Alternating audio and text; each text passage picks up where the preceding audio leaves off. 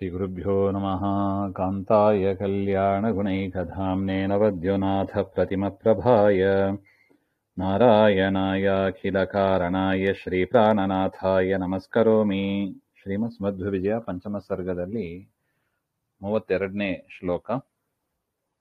ಭಿಕ್ಷಾವಸಾನೆ ದ್ವಿಶತಾಧಿಕೈಃ ಫಲೈಃ ವ್ಯೂಢೈಃ ಪ್ರಭುಕ್ತೈಃ ಪರಿಪೂರಿತೇಪಿ ತೇ ತನೂದರೇ ನಾಸ್ತಿ ಗರಿಷ್ಠತಾ ಕಥಂ ಸುಚಿತ್ತ ಸತ್ಯಂ ವದದಾತ್ ಭವಾನಿತಿ.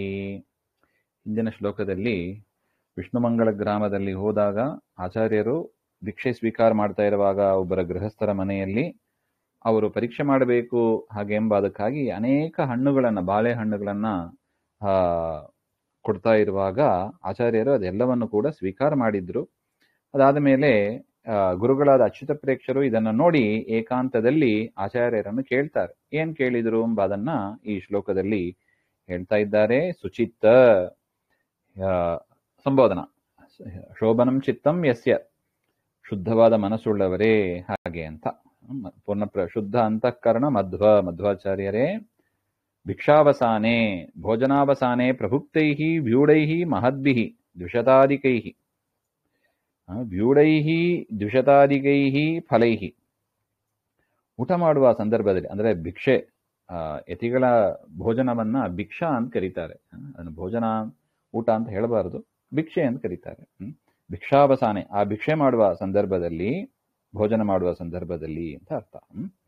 ವ್ಯೂಢೈಃ ದ್ವಿಶತಾಧಿಕೈಃ ಫಲೈಃ. ವ್ಯೂಢೈಃ ಅಂದ್ರೆ ದೊಡ್ಡದಾದ, ದ್ವಿಶತ, ಶತ ಅಂದ್ರೆ 100, ದ್ವಿಶತ ಅಂದ್ರೆ 200, ದ್ವಿಶತಾಧಿಕೈಃ 200ಕ್ಕಿಂತ ಹೆಚ್ಚಾದ ಫಲೈಹಿ ಕದಲಿ ಪಕ್ವ ಫಲೈಹಿ ಬಾಳೆಹಣ್ಣುಗಳನ್ನ ತಾವು ಸ್ವೀಕಾರ ಮಾಡಿದ್ದೀರಿ. ಆದರೂ ಕೂಡ ತೇ ತನೂದರೆ, ನಿಮ್ಮ ಹೊಟ್ಟೆ ಭಾರಿ ತೆಳು ಇರುತ್ತದೆ. ತೆಳು ಇರುತ್ತದೆ ಅಂದ್ರೆ ನಾವು ನೋಡಿರ್ಬೋದು, ಅನೇಕರು ಹೊಟ್ಟೆ ದಪ್ಪ ಇರ್ತದೆ ನೋಡಿ, ಆ ಥರ ಇಲ್ಲ, ತೆಳು ಹೊಟ್ಟೆ ನಿಮ್ಮದು. ಅಂತ ಸೂಕ್ಷ್ಮವಾದ ಉದರ, ಪರಿಪೂರಿತೇಪಿ, ಅದು ಹೊಟ್ಟೆ ತುಂಬಾ ಆಗಿದೆ. ಯಾಕಂದ್ರೆ ಅಷ್ಟು ಹಣ್ಣುಗಳು ಹೋಗಬೇಕು ಅಂದ್ರೆ ಹೊಟ್ಟೆ ತುಂಬೇ ಇರುತ್ತದೆ. ಪರಿಪೂರಿತೇಪಿ, ಹೊಟ್ಟೆ ತುಂಬಾ ಆದರೂ ಕೂಡ ಗರಿಷ್ಠತಾ ಕಥಂ ನಾಸ್ತಿ, ಊಟ ಮಾಡಿದಾಗ ಸ್ವಲ್ಪ ಹೊಟ್ಟೆ ಮುಂದೆ ಬರುತ್ತದೆ ನೋಡಿ, ದೊಡ್ಡದಾಗಿರ್ತದೆ. ಆ ಥರ ಇಲ್ಲಲ್ಲ ನಿಮ್ದು. ಅಂದ್ರೆ ಎಷ್ಟು ಅಬ್ಸರ್ವ್ ಮಾಡಿದ್ದಾರೆ ನೋಡಿ, ಇಷ್ಟೆಲ್ಲ 200 ಹಣ್ಣು, ಒಂದಲ್ಲ ಎರಡಲ್ಲ, 200 ಬಾಳೆಹಣ್ಣುಗಳನ್ನ ತಿಂದರೂ ಕೂಡ ನಿಮ್ಮ ಉದರದಲ್ಲಿ ಆ ಹೊಟ್ಟೆ ತುಂಬಿ ಬರೋದು, ಮುಂದಕ್ಕೆ ಬರೋದು ಯಾವುದು ಆಗ್ತಾ ಇಲ್ಲ, ವಿಕಾರನೇ ಇಲ್ಲ. ಹಾಗೆ ಇದಲ್ಲ. ಭವಾನ್ ಸತ್ಯಂ ವದದಾತ್, ನೀವು ಸತ್ಯವನ್ನು ಹೇಳಬೇಕು.